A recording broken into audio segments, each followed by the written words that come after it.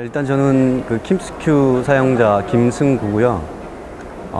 현재 하고 있는 일은 킴스큐를 기반으로 해서 지금 새로운 웹 서비스를 지금 개발을 하고 있습니다. 지금 아직은 프로토타입은 안 되는 단계고, 프로토타입은 거의 지금 완성이 됐고 아마 내년쯤에 서비스 되지 않을까 싶어요.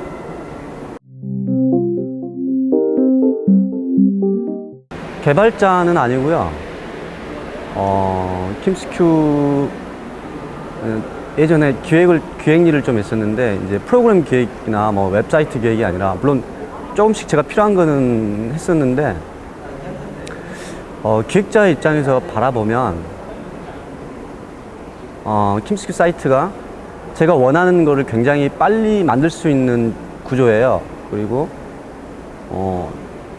또 굉장히 확장성이라든가 또 속도가 빠르다는 거. 그러니까 기획자 입장에서나 제가 또 웹 서비스를 하는 입장에서는 속도가 빠른 게 엄청나게 큰 강점이에요.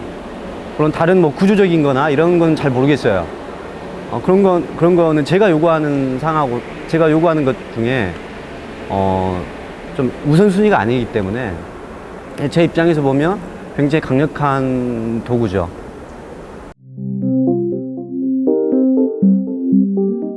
킴스큐를 처음 접하게 된 거는 아마 2002년?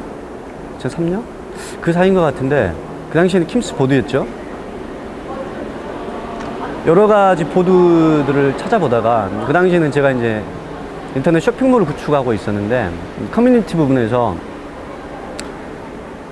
그 쇼핑몰 그 소프트웨어들에서 잘 지원을 안 해줬어요, 그 당시에. 그래서 좀 강력한 도구들을 찾다 보니까, 그 당시에 그때 많이 썼던 그게 뭐였죠? 그 제로보드? 예, 제로보드를 봤는데 저하고는 좀 맞지를 않은 것 같아서, 그 중에 이제 찾다 보니까 킴스 보드라는 게 제가 봤을 때는 가장 그 다양한 기능들과 또 운영자 입장에서 제공하는 그런 기능들이 가장 강력했습니다. 이제 그 이후에 계속 지켜보고 있었었죠. 이제 그 당시에 그 킴스 보드 안에 그 내부 디렉토리에 그 알 수 없는 무슨 디렉토리가 하나 있었어요. 폴더가 하나 있었는데, 그게 이제 외부 확장을 염두에 둔 그 폴더였어요. 그래서 제가 그걸 이제 자세히 찾아보니까 이미 그 당시에 지금처럼 보드에만 국한되지 않고 다른 기능들이나 이걸 확장시킬 수 있는 그런 개념을 그 당시에부터 생각을 하고 있었더라고요. 그래서 야, 이 사람 재밌네 하면서, 처음에는 보드였지만 그 다음에는 개발자에 대한 호기심이 굉장히 컸어요. 그러니까 그런 생각들을 하는 것 자체가 저한테는 굉장히 재밌더라고요. 그래서 이제 계속 지켜봤었어요. 그 다음에 이제 킴스몰이 나오고, 킴스몰 또한 제가 한번 이것저것 그 어드민 모드에서 이것저것 만져봤는데 굉장히 쓸만한 그런 프로그램이었죠. 그리고 이제 그 당시에 생산자 관리, 그러니까 입점 관리라는 게 독립몰에는 그렇게 존재하지가 않았었어요. 근데 그 당시에 물론 이제 기능이 완벽하진 않지만 그 입점 관리라든가 이런 것들이 굉장히 다른 그 소프트웨어에 비해서 굉장히 잘 되어 있었어요. 물론 구현 자체는 완벽하게 되어 있지는 않지만, 지금도 이제 그런 문제는 좀 있는데, 전체적인 컨셉 자체는 굉장히 뛰어나다고 생각을 해요. 그래서 이제 이후로 계속 지켜봤었고, 꾸준히 뚝심을 가지고 계속 걸어가는 그 개발자의 모습이 참 저한테는 좀 뭐라 그래야 되나? 뭐 응원해주고 싶은 그런 거 있잖아요.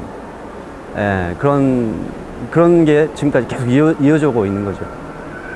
그래서 제가 뭐 그걸 통해서 아직까지는 그걸 통해서 뭐 사이트를, 물론 몇 개 사이트를 제가 뭐 다른 분들 구축해 주긴 했지만, 뭐 기획은 해드리긴 했지만, 제가 뭐 킴스큐를 가지고 사업을 당장 했거나 뭐 이런 적은 없었어요.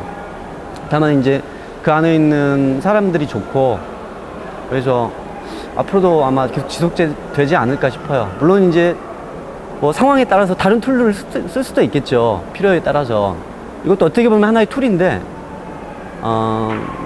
제가 봤을 때는 지금껏 저하고는 가장 잘 맞는 툴인 것 같아요. 이제 공개 소프트웨어에 대해서 오픈소스 굉장히 그런 것들을 제가 문서를 많이 찾아봤었어요. 그런데 굉장히 많은 감동이 있었어요, 저한테는. 왜 그러냐면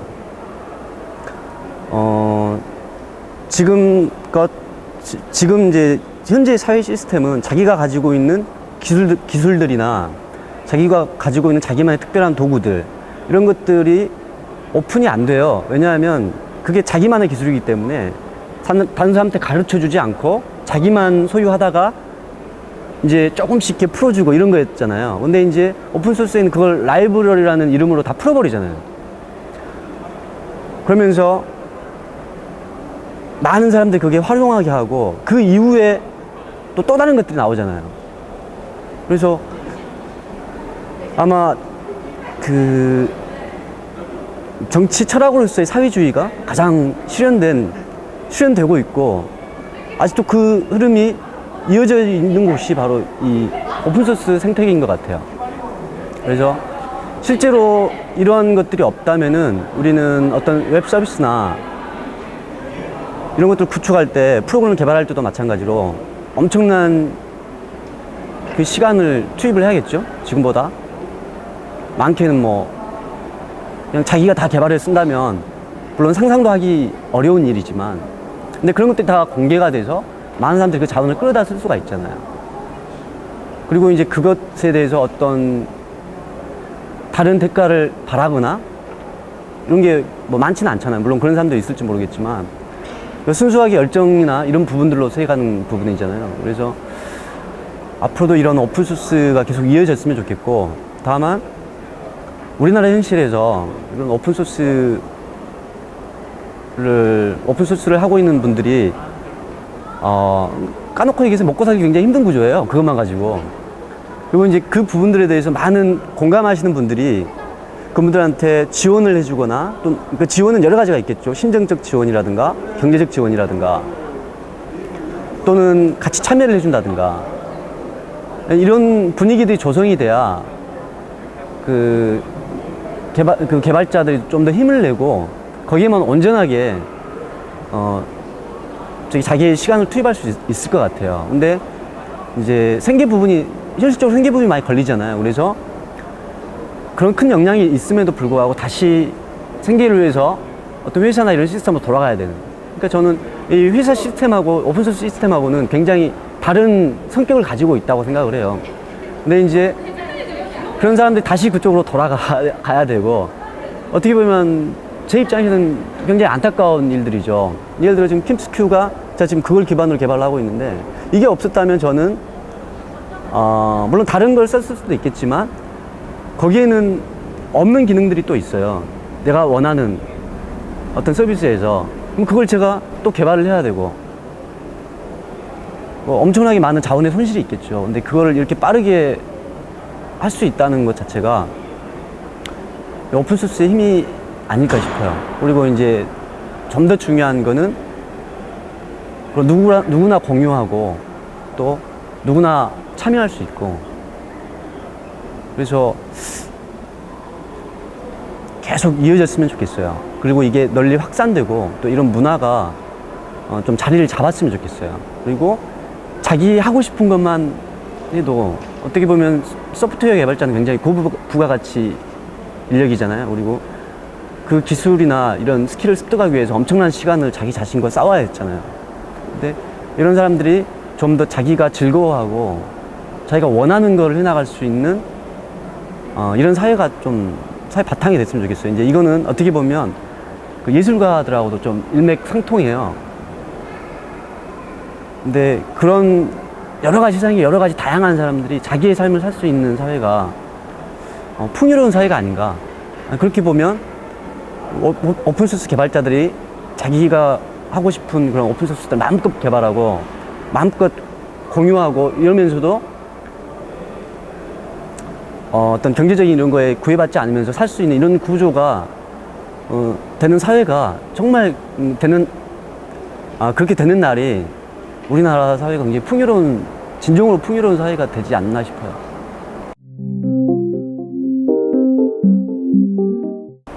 저는 지금처럼만 쭉 해줬으면 좋겠어요. 근데 아마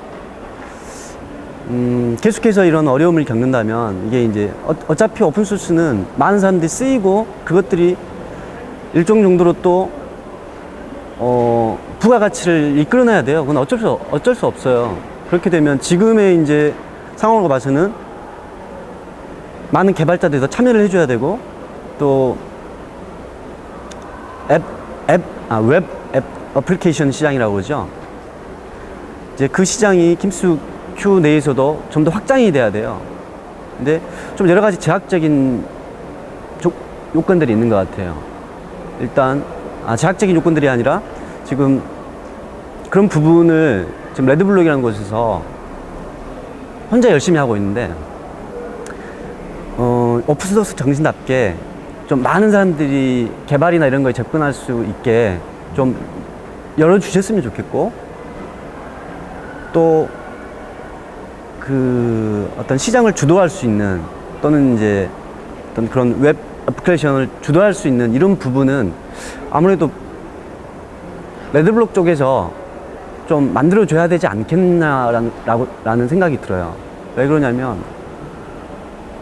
이런 한두 개들의 킬러 앱들이 생겨나면서 그런 얘기가 분명히 있었잖아요.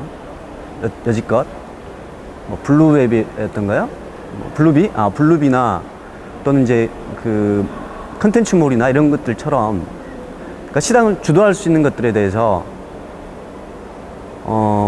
본사에서 이게 그 개발자님께서 좀 주도를 해주셨으면 좋겠어요. 근데 제가 가만히 그 구조를 살펴보니까 이거를 클로너에서 또 다른 식으로 많이 변경할 수 있는 부분들이 나오거든요. 근데 이거는 원 개발자만이 그 소스를 가장 잘 이해하고 또 이 어플리케이션을 가장 잘 만들 수 있을 것 같아요.